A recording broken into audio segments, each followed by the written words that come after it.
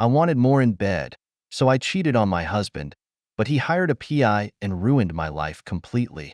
I'm in a bit of a dilemma right now, and I genuinely do not know what to do.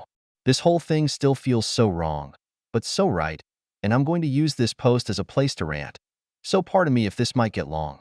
My name is Emily, and my husband's name is James. I am 28 years old, and James is 27. We've been married for about 2 years now. James and I had a seemingly perfect life. He was earning well, taking care of all the bills in the house, while I, on the other hand, was a model. I wasn't popular yet, and was still trying to make my big break in the industry. James was very supportive of me, and even though I knew deep down he would have preferred I got an actual job instead of chasing this modeling dream of mine, he still tried his best to support me by taking care of the bills and everything else. Now, James was an amazing person and an amazing spouse. He took great care of me, paid for everything, and was honestly amazing. But there was only one problem. I was never really satisfied sexually with him. It wasn't that James was bad in bed. Quite the contrary, he was attentive and passionate. However, I always found myself craving more intimacy and excitement, and often felt unfulfilled despite his efforts. Maybe it's because I had a very high libido, while James had a pretty normal one. I would prefer we had sex almost every day, while James was more of a 3 to 4 times a week kind of person. While we were dating, it wasn't something I really minded or complained about because the main reason why I had initially dated James in the first place was that he looked like he had a secure future, and I really wanted to secure my life. James and I met in college. He was smart, bright, the kind of kid that gets a scholarship, and the kind of person you just know is really going to make it in life. While I was quite the opposite, wild, carefree, and always seeking excitement. That's why I was really attracted to James in the first place, because he was the opposite of everything I stood for, and he looked like he had everything put together. We dated for a while, and as time went on, I started noticing how responsible and dependable James was. Fast forward a few months, we moved in together, graduated, and James landed a very good job. After a few years, we got married, and like I said, James has always been an amazing partner. Things have been going great between us.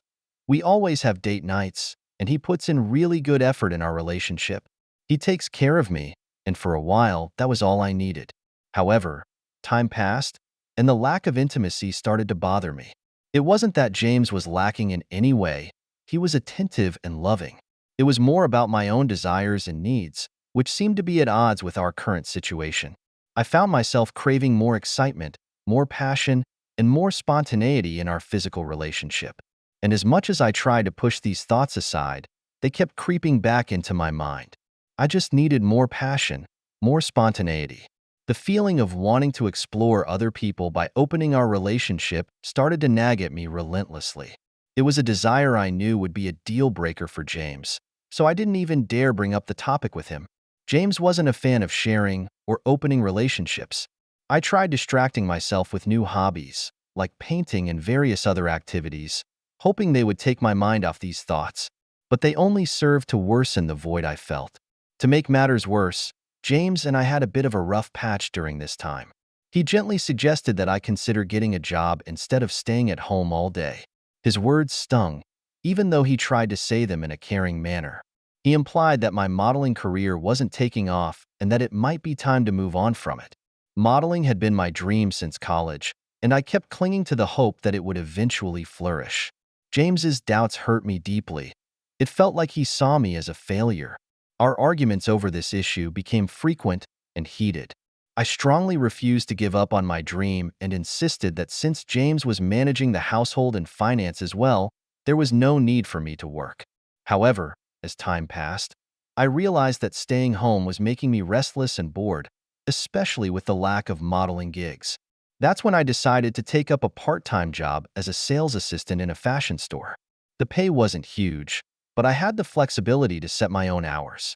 James seemed pleased that I was no longer at home all day, seeing it as a positive change.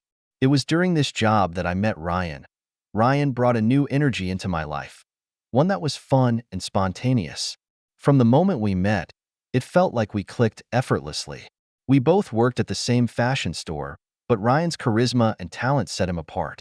He had an eye for fashion like no other. Customers adored him, and he was often their go-to person for style advice. His popularity was well-deserved, given his knack for picking out the perfect outfit from a sea of options. Ryan could take one look at you and tell you what colors worked for you and what colors looked shitty on you. He was so talented he could pick out a real bag or a real piece of clothing in a sea of fakes. What especially drew me to Ryan, besides his fashion sense, was his kindness towards me. While he was friendly to everyone, I noticed he went the extra mile for me. During lunch breaks, he would surprise me with food, and on some days, he'd bring me coffee, knowing how much I loved it. His compliments were like a shot of confidence straight to my heart. He'd often remark on how good I looked, boosting my self-esteem in ways I hadn't felt in a long time. I found myself dressing up more, not just for work, but also to receive those encouraging words from Ryan. His compliments were very genuine and made me feel appreciated. Plus, it didn't hurt that he was incredibly handsome, which just made the whole thing better. As our bond deepened, some of our coworkers started to notice, and jealousy crept in. But instead of feeling uncomfortable, I felt a sense of pride and happiness that out of everyone, Ryan chose to pay attention to me. Well, as you'd guess, my friendship with Ryan turned into flirting, and then flirting turned into something more serious pretty quickly. We weren't just being friendly anymore. There was a real spark between us that was hard to ignore. We joke around, laugh a lot, and share smiles across the room. We discovered that we had a lot in common and liked the same things, which made talking to each other even more exciting. We ended up exchanging phone numbers, and that's when things started to get out of control. I found myself becoming obsessed with Ryan. I was always on my phone, waiting for his messages and chatting with him constantly. I would smile and laugh at my phone obnoxiously because, to be honest, Ryan made me feel like a teenager again. When James would notice and ask what was funny, I'd tell him, nothing. It got to the point where I was ignoring everything else, including James. I was so focused on Ryan that I didn't even realize I was pushing James away. He noticed how distant I had become, and that was when he probably started to get suspicious. It was like I had built a wall between us, all because I was so wrapped up in this new infatuation with Ryan. As time went on, Ryan and I started going out more frequently. We'd catch a movie, grab dinner or lunch together, and just enjoy each other's company. It felt amazing to have a genuine friend, someone I could connect with on a deeper level. I've always been somewhat of a loner, so having Ryan around was like a breath of fresh air in my life. He was the first genuine friend I had after such a long time of being alone. Despite the fact that both of us had initially agreed to keep things platonic, it became pretty clear that our feelings were growing. Beyond friendship, I knew Ryan wanted more, and truth be told, so did I. However, I was reluctant to even think about it because I was, of course, married. To ensure James remained in the dark about Ryan, I started turning off my location whenever we hung out. If James asked, I'd blame it on a glitch or network issue. It was a small lie, and why did I do it? Because the thought of explaining to James, sharing Ryan's existence with him, felt like a breach of this newfound secret world I had with Ryan. Plus, I selfishly wanted Ryan all to myself, at least for a little while longer.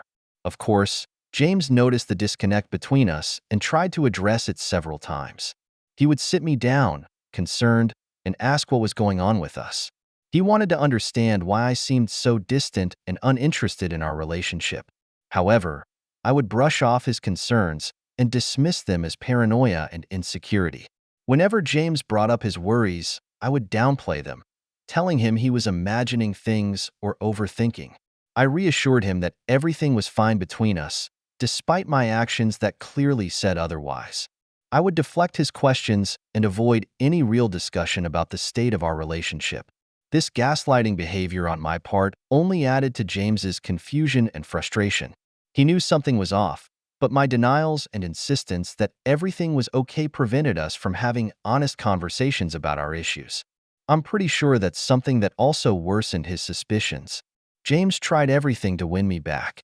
He planned romantic date nights, put effort into making our time together special, but I was too caught up in my affair with Ryan to notice or care. Whenever we were supposed to have quality time together, I would be constantly on the phone with Ryan, chatting away, oblivious to James' attempts to connect. Even during our movie nights, where we used to cuddle up and enjoy films together, I would be glued to my phone, engrossed in conversations with Ryan, ignoring both James and the movie playing in front of us. James would try to engage me in conversations, make jokes, or share something meaningful, but my attention was always diverted elsewhere. It became a pattern that I didn't notice then, where James's efforts to rebuild our relationship were always met with my indifference. Well, after spending more and more time with Ryan, it became increasingly difficult to keep our relationship strictly platonic. I found myself drawn to him, his arm, his attention, and the excitement of something new and forbidden. Ironically, Ryan was in a relationship and had a girlfriend. Despite knowing that Ryan had a girlfriend, our interactions became increasingly intimate. We would often hang out at his place when his girlfriend wasn't around, watching movies, chatting, and flirting. Then came that fateful day when we finally crossed the line. I knew that it was eventually going to happen, and I knew I should have avoided Ryan. But I was feeling neglected and unfulfilled in my relationship with James, and Ryan's attention was like a magnet, pulling me in. When he made a move, I didn't resist. I was just so caught up in the moment that I gave in. It was a betrayal of James's trust, and deep down, I knew it was wrong. Of course, the guilt set in immediately after, and I was consumed by regret for the next couple of days. I called in sick at work so as to avoid Ryan and just think about the consequences of my actions. There were moments when I considered coming clean to James, quitting my job, and starting afresh. But I knew the truth. I knew confessing to James would shatter our marriage forever. Besides, there was a part of me that knew that I had loved having sex with Ryan. Of course, I couldn't avoid going to work for so long, so I eventually had to resume. Ryan approached me, and we started talking again, despite the fact that I had promised myself that I would not do this again. I would bury it deep down. I would never tell James, and I would just avoid Ryan. But no matter how hard I tried to stay away from Ryan and bury my guilt, the attraction between us was just too strong. We ended up getting involved in a full-blown affair much faster than I thought possible. It was like in a movie. It all happened so fast. Even though I initially told myself I wouldn't give in to Ryan's advances, I couldn't resist. Despite all my attempts to reject him or keep my distance by rejecting him whenever he brought me food or coffee, and even telling him we couldn't be friends anymore, his persistence and charm wore me down. The temptation was just too much, and before I knew it, we were having sex again. To avoid getting caught, we couldn't keep meeting at Ryan's place. Instead, we started booking hotel rooms. The first time we did this, I was so consumed with guilt and fear. What if James found out? What if he walked in on us? The shame was so overwhelming. But as we continued meeting in hotels, the guilt started to fade. It was replaced by this rush of excitement. As my affair with Ryan heated up, I started ignoring James more and more. I wasn't really tuned into him anymore. It's like he faded into the background while Ryan took the spotlight. Ryan made me feel incredible, like I was living a whole new life with so much passion and excitement. I got so caught up in Ryan that I stopped paying attention to James. Our conversations became surface level, and I didn't bother to dig deeper into his feelings or needs. It was like I put up a barrier between us, and Ryan was the only one who could get through. Even when James made efforts to connect or talk, I was too wrapped up in Ryan's world to notice or care. I was living in this thrilling fantasy with Ryan, while my relationship with James slowly fell apart without me even realizing it. As Ryan and I kept meeting up in hotels away from town, I got too comfortable. I felt untouchable, like we were winning every round of this game we were playing. It became our routine to sneak away multiple times a week, and we always picked places where we wouldn't bump into anyone we knew. Just the other day, I met Ryan again, and we did our usual thing. We had lunch after work, then went to a hotel, had sex, and then I headed back home. Earlier that day, James had initially told me his car had some issues, and he would like to use mine for the day. I didn't mind, so I agreed and Ubered it to work. When I got home after hanging out with Ryan, the apartment was totally empty. I mean, not a single thing of James's was left. No clothes, no furniture, nothing. It was like he'd vanished into thin air. I was freaking out trying to call him, but he wasn't picking up. The landlord confirmed James had told him he was leaving the lease a month ago and that James had told him I was aware, which totally blindsided me. I screamed at the landlord. I had no clue he was planning this. James and I were married. He couldn't just leave the lease. I hung up on the landlord and continued calling James in a panic.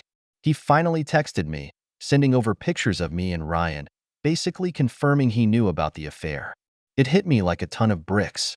James called me out, saying I was never satisfied, that I had ignored him for months, and that he had to hire a private eye to uncover the truth. He said he was done, he wanted a divorce, and he'd left the place for me to deal with. After James had told me that he ignored all my other attempts to reach him, I completely lost it. I cried my eyes out for hours, just sitting there in our empty apartment. I was too much of a wreck to even dial a friend for comfort, except I didn't have any friends to call anyway, except Ryan. So here I am, pouring my heart out in this post, hoping for some advice on what to do. It's like a crazy movie, but this is my life now, and I'm struggling to make sense of it all. Everything has crumbled so fast, and I feel so guilty and confused. I still have a bit of hope, though. I wonder if there's any chance to patch things up with James. I still love him dearly, and divorce is the last thing I want. But how do I fix this colossal mistake?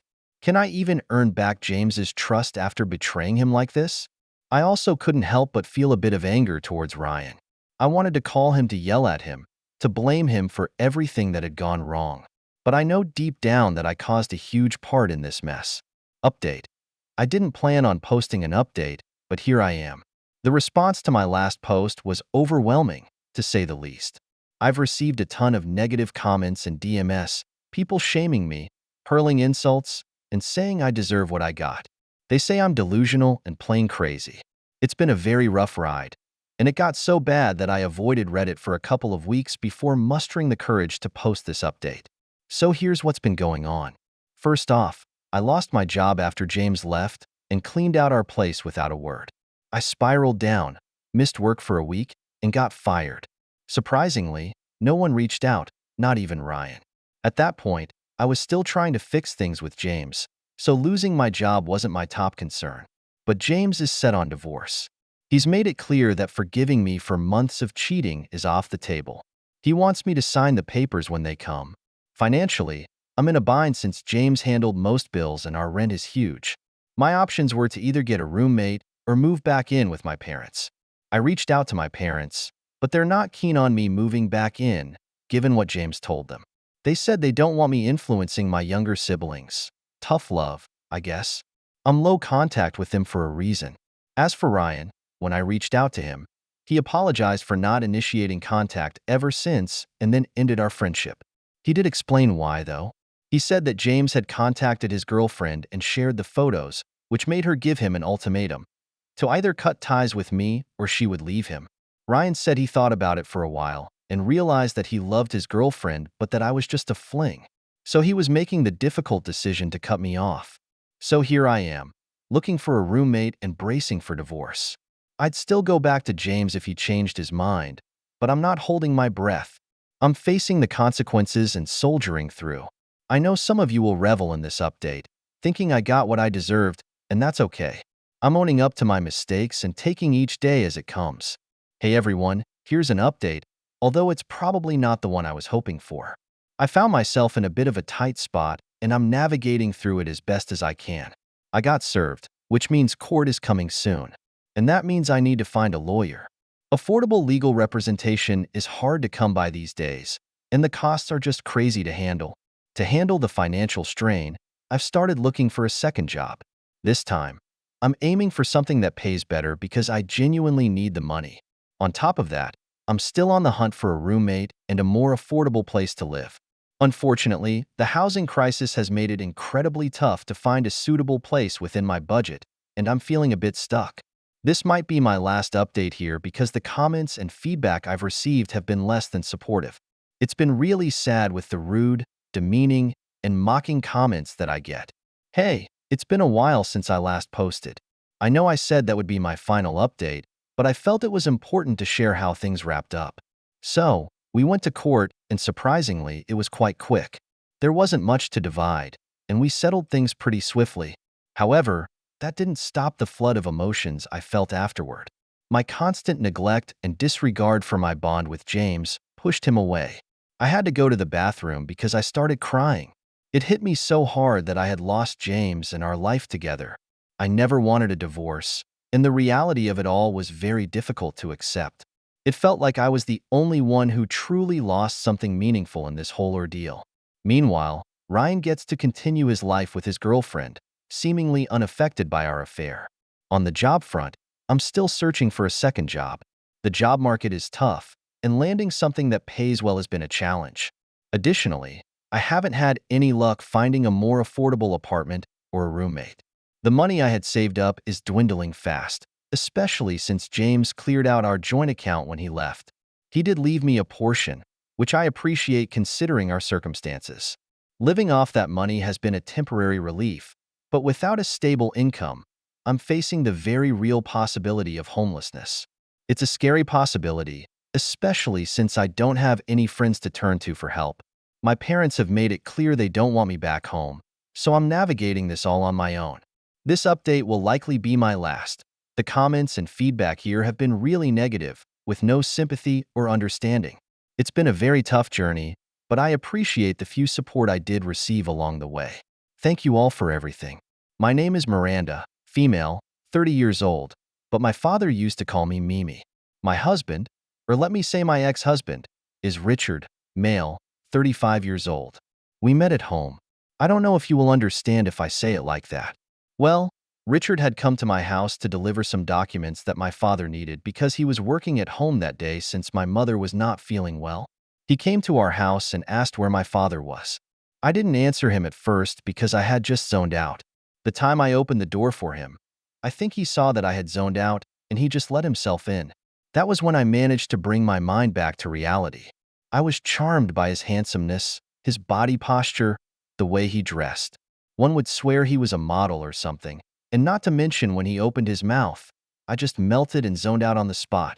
So, I followed him and told him that my father was busy, but he could leave whatever he had brought to me, of which he refused and told me that he needed to give them to my father. Luckily, my father came down and took the documents that he had, then he introduced us. I was 24 years old, and he was 29. I think my father saw the way I was looking at Richard and told me to stay away from him and should focus on school, not on boys.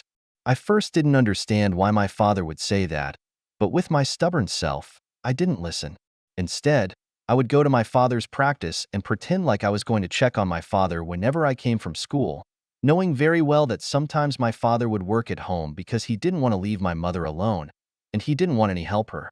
Knowing very well that I was actually looking for Richard, he noticed that when I had come maybe for like 3 times at my father's practice, pretending to be looking for him while knowing that he was home taking care of my mother. He asked why I kept coming to the office while I knew that my father was working from home. I told him that I didn't know that he was at home. I thought he had come to work to operate someone, maybe because he would only go to work if there was a patient that needed his special operation and their condition was serious. I knew that he didn't believe my lie, but I didn't care because I wouldn't tell a guy that I had come to see them. So the guy just suggested that I should give him my contact number so he could tell me when my father would be available, so that I wouldn't keep coming to the office for nothing. I didn't ask him any questions. I just gave him my number, and he gave me a call later that day saying he was just checking up on me. My heart was filled with so much joy when he called. Since then, he kept checking up on me, either through calls or text messages. We became pretty close, well, privately because we didn't want my father to find out that I was a friend of his personal assistant, since he had warned me to stay away from him. You know how us girls get when we are told to stay away from someone or trouble. We just don't listen and go to the trouble or someone we had been warned about, thinking that what your father told you was not true. We always want to prove our parents wrong by their speculations, but I guess mine was not wrong after all, and I regretted not listening to him. Anyway, a couple of months as Richard and I kept spending time together, we got closer and closer until I knew that I had developed feelings for the guy. I mean, he was treating me like a princess. He wouldn't go a day without checking up on me, taking me out every week, and fetching me from school. Richard became my friend, my source of happiness. I was happy with him, I won't lie, and he would always manage to make my dull day bright without trying so hard. The more we spent time together, the more I saw him as a person who I wished to spend my life with and have children with. He was funny, loving, caring, and very supportive, so you wouldn't fall for a person like that. He gave me so much attention. He once told me that he was born in Chicago and moved to Broadview Hills here in Ohio after his family was gunned down by some gangsters. His story was really heartbreaking, but despite everything I loved about him, he told me that he wasn't perfect and I should expect that he might make mistakes along the way. But that wouldn't mean he didn't love me. 6 or 7 months later, I don't remember well, he proposed. I had told my father that I was dating him, and he didn't approve of our relationship, but he had no choice but to accept things as they were because a heart knows what it wants, right? And it wanted Richard. We got married during summer holidays after my graduation from Hood School of Acting. My father was not really okay with me getting married at 25, but I made him understand that the decision I had taken was what my heart wanted. Things were great between us. Our marriage was what I can say a dream marriage. He was perfect. We were perfect. You know, I didn't even get any doubt feeling about us. I had thought we were going to spend our whole lives together, but I guess life always has other plans for everyone, right? My mother had recovered, meaning my father had gone back to being hands-on with his practice. A year later, after our marriage, we were still very much in love, and the love grew more and more, especially when we discovered that I was pregnant. We were so happy.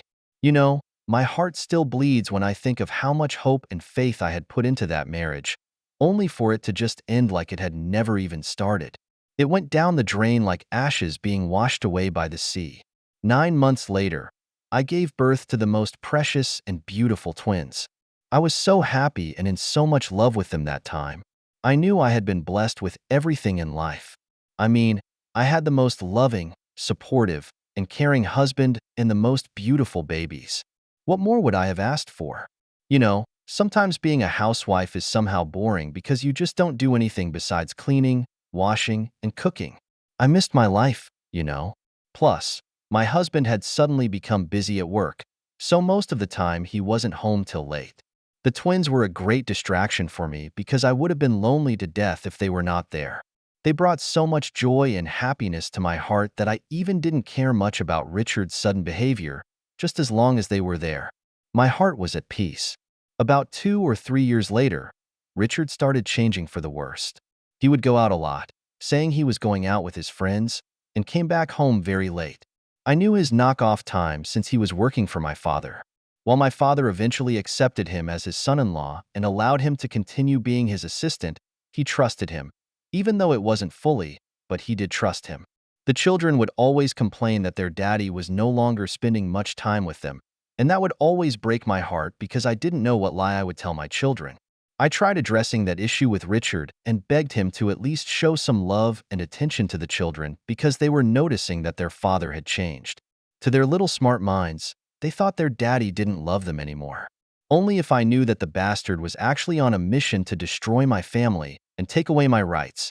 He promised to change and told me a lame and lousy excuse that my father was giving him so much work that was why he would come back late because he didn't want any destruction and would leave the office before he got done with everything. He became the father that my children wanted for a couple of weeks until he changed and went back to his old self. I didn't know what to do anymore, so I told my father what had been happening in my marriage. I had a glimpse of hope that my father would be able to get through to him and become the husband to me and a father to our children since Richard respected my father as he said he was, or pretended to be respectful towards my father. I gave all my hope to my father, but the man didn't change. Everything that he was doing made them worse. From coming home very late and going out a lot with his friends, he became the person I didn't know and couldn't recognize. He was no longer coming back home and came back with a lousy excuse that he had slept at his friend's house. They had a lot to drink, so he ended up spending the night there. So as a qualified actress, I had learned about people's postures and body languages.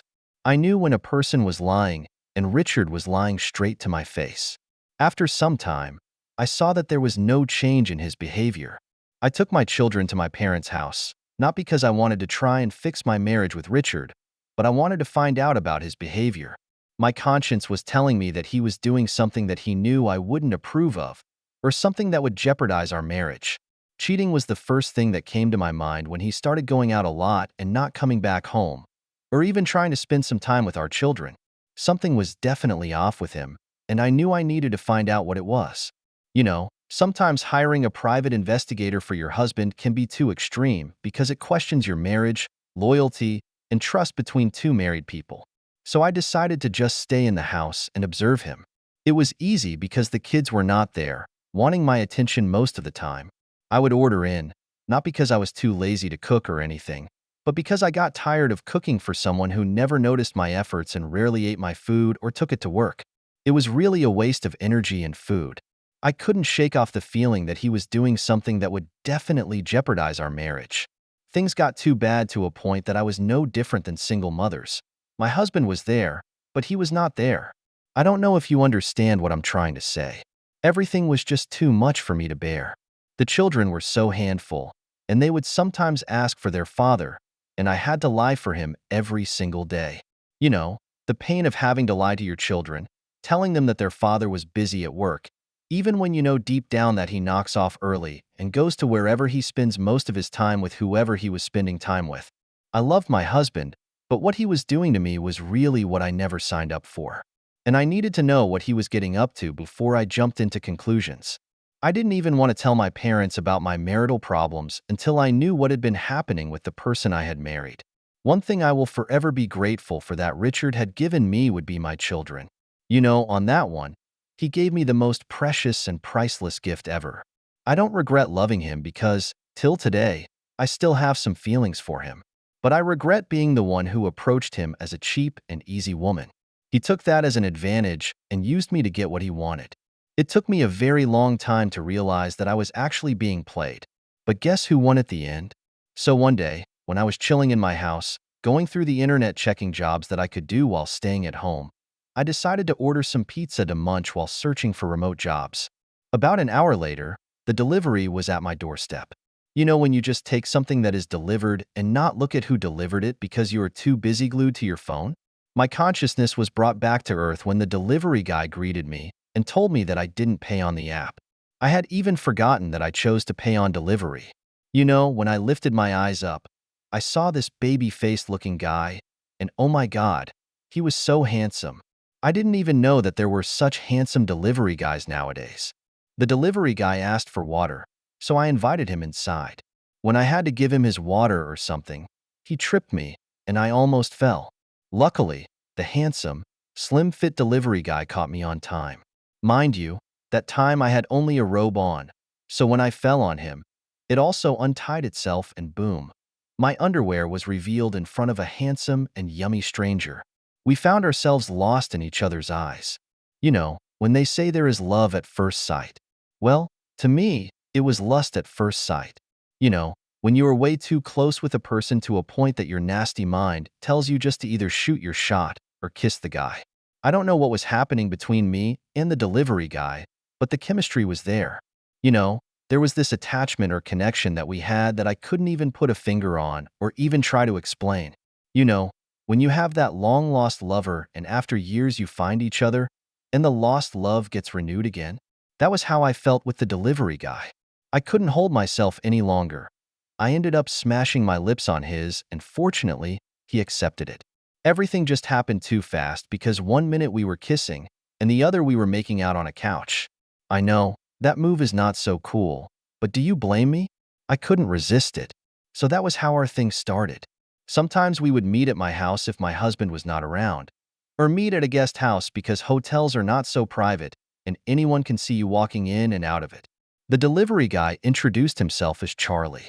I'm a male, 31 years. Yes, you guessed right. He was a half Indian and half Caucasian, meaning he was a mixed breed. Our thing started off as an unusual thing, or let me say, an unusual moment of weakness. Then we found ourselves forming an affair in a most unexpected way. So one day, Charlie had invited me to have a chill out with him and his friends. I agreed to the invitation. I just couldn't stay with Richard that weekend, and his behavior was making me angry. I wanted him to change, but I think he didn't want to. He loved how he was. So, Charlie and myself, after the chill out with his friends, we went to his flat, and we ended up spending the night together. With Charlie, I always felt free, like I was myself, and I also felt a sense of excitement and validation, but also guilt and shame because I went against Richard's disapproval. I knew that I had crossed a line, and that there was no going back. I know it was wrong of me, but I couldn't help it. Richard was no longer doing it the way he was doing it before. It was like his ego and nonchalant behavior had somehow gotten into his head, and it was making him look like a crazy person or a person with bipolar disorder. He was very calm, but when he got angry, even the house would be on fire. So, I would always try by all means to keep the peace between us. On the other hand, Charlie was making me feel completely happy. Happy, and he knew how to take responsibility for his actions. Richard knew how to apologize when he was wrong and would make sure that he took the blame as it is. I didn't know that in my relationship with Richard, the last time Richard had uttered the word, "I'm sorry." Instead of doing that, he would either deny or shift the blame on me or someone else. He didn't have the guts to say, "I'm sorry." Spending time with Charlie made me feel at ease. I felt a sense of belonging, and he understood me and my needs. I know I shouldn't have fallen for a person who was a delivery guy, but I couldn't help it. Charlie had once confessed his love for me before, but I was so much in love with Richard that I kept rejecting him and told him that I didn't see him in that manner. But I saw him as a person who knows what I need and want, and fulfilling those gaps that I had in my life. Charlie became my best friend in a much unexpected way. We would talk about anything and everything, and I would even tell him about my shame of marriage. I was happy that he didn't judge me or give me advice to divorce my husband, but I guess the phrase that says, "Marry your best friend," was somehow true. Well, because I never really believed in such phrases. I only believed in my heart that if it loves someone, we can be in love with them or even marry them the next day. I tried to act normal around Richard, but I couldn't shake the feeling that he knew something was wrong. Richard, being as nonchalant as ever, didn't seem to notice anything amiss, so my guilt and anxiety grew with each passing day. I didn't know what to do with myself, but I knew that I had to act normal eventually. I couldn't bear the weight of my secret any longer. I had to come clean to Jake at least. He deserved that, and see how he would react to the situation. So, I confessed to Richard what I had done and told him that it was purely a mistake and it wasn't my intention to betray him like I did. Richard was devastated. I know that he was a nonchalant person, but he had feelings. So, I knew that I had hurt him with what I had done. I know that he had always been confident in our marriage relationship and never suspected that I would cheat on him. That was how much he trusted me. Even with his behavior, he still gave me my place as his partner. As much as he looked devastated, the answer he gave me was not what I was actually looking for.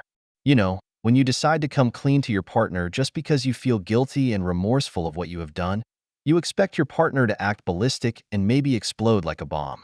I had expected him to be angry at me, shout at me, or even break things if he had to, but the buster just gave me an okay that frustrated and infuriated me because it wasn't the reaction I'd been expecting and hoping for.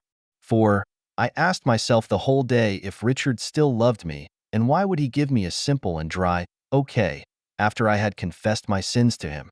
Since then, Richard moved out of our house without any explanation or proper talk, which I think was a bit too much and childish. He shouldn't have moved out, you know? I was heartbroken and filled with regret. I realized that cheating on Richard had been a huge mistake. I had expected so much from Richard, but he had shown me that he still had the mind of a child. I won't lie and say I didn't miss him because I did, and I had tried calling him to come back home. I had even gone to my parents' house to fetch the kids, thinking that he would at least come back to his senses and come back home. It took him more than 6 months for Richard to move back in. I had got back with Charlie because I was way too lonely and I needed some vitamin D in my life. Charlie was there when I was in my lowest low. Charlie, gave me everything that I had wanted and fulfilled my desires. One day, I had ordered pizza, and to my luck, or unlucky, the pizza was delivered by Charlie. You know how kids like to see who comes in the house and check whatever thing that you do. So that day, Charlie came in, not minding the company that we had. He kissed me, and one twin spoke, which was when he realized that I had my kids over. The room became too small for all of us, and I knew that my babies had loud mouths. So, I was sure that they would tell their daddy what had happened. Charlie had to bribe them with money so that they would not snitch. I knew that I had to make introductions, of which I didn't know what I would call Charlie. But I ended up settling to call him a friend, which Charlie was not exactly happy about. However, I couldn't care less, and I had to save myself from my kids' loose mouths. One day, as I was coming back from the shops, I received a call from my mother telling me that my father had got involved in a car accident when he just left his workplace, going home. At that time, Richard had come back, being the best husband and father to me and our children. As much as he was trying, I was happy, but I couldn't trust him anymore. You know, staying in one house and sharing one bed with someone you don't trust is a very dangerous and poisonous pill to take. As I was going through the phase of being stressed about my father, Richard had taken over from my father since he was his assistant, meaning he knew a lot around the company and my father's duties. I ended up finding solace in Charlie. We were meeting in our secret location, a guest house not far from my house. Charlie was actually a very good distraction at that time. He was what I needed.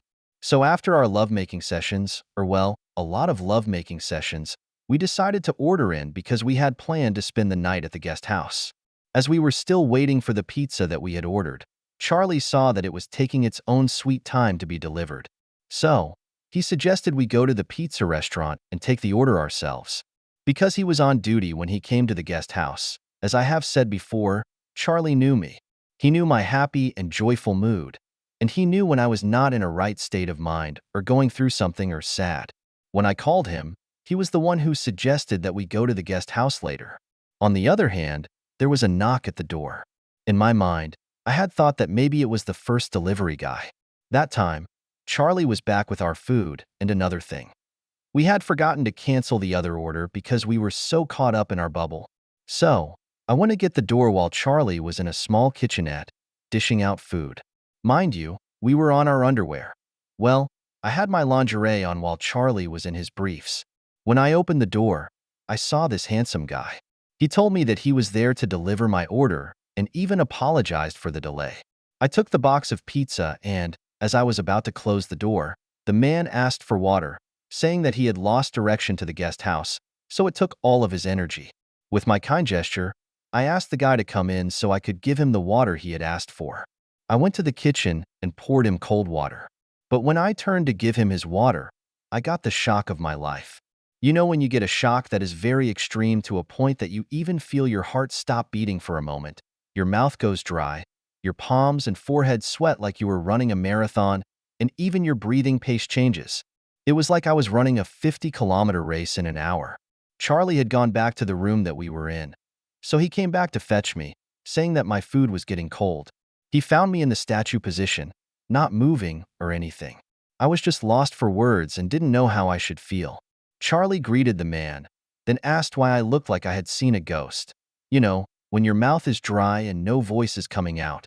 I wanted to tell him that the person in front of us was my husband, but I couldn't tell him because I had somehow lost the sense of speaking. Richard asked why I was so spooked, as if I had never seen my husband before. That had Charlie's attention and confusion written all over his face. Yes, Charlie knew that I was married, but he didn't know what my husband looked like. When I finally gained myself a bit of strength, I asked Richard why he was there and where the kids were. He told me that the kids were at my parents' house, with my mother of course, since my father was in the hospital. I tried to reason with him, but he didn't want to hear anything that came out of my mouth. He bluntly told me that he just wanted to know why I had been acting fishy lately and why I had been absent to our children. He then told me that the twins had told him about a man that came to our house and kissed me. You know, when you have been caught red-handed and there is no way to deny or hide because the truth is out there. I felt so stupid to even think that Richard wouldn't find out about my abomination, because my husband, or must I say, my ex-husband, was a very calculating man and he was analytic. He was the kind of man that would just look at you doing your own thing and act like he wasn't there and he didn't see anything, while he knew everything. I tried to apologize to my husband and beg him to forgive me, while on the other hand, Charlie wanted me to explain to him who my husband was. I didn't know that I should have explained anything to Charlie because he knew that I was married. So instead of answering Charlie's question, I asked him to go. But instead, Richard announced that he was the one who was going, and we should continue with what we were doing.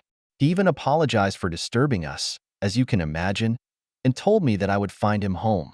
I couldn't believe that my own husband, who claimed to love me in front of our families, friends, the priest, and even God himself, would actually do that to me, like that. Why would he set up a fake, handsome delivery guy just to prove a point? I just didn't understand him. What he did was somehow creepy and nasty. I couldn't even continue with the plans that we had with Charlie for the night. I just ran after Richard, only to find him gone. So, I had to take my car and follow him home. I didn't know what was waiting for me, but I was prepared for anything that would happen because, I was the one at fault and I deserved every punishment that I could get. A few days later, the doctor called me and told me that my father wanted to speak to me. I didn't know why he wanted to speak to me, instead of fighting and going back home to mom, but I went to his ward. He told me that he knew about everything that was happening in my house, and Richard had been acting fishy at work.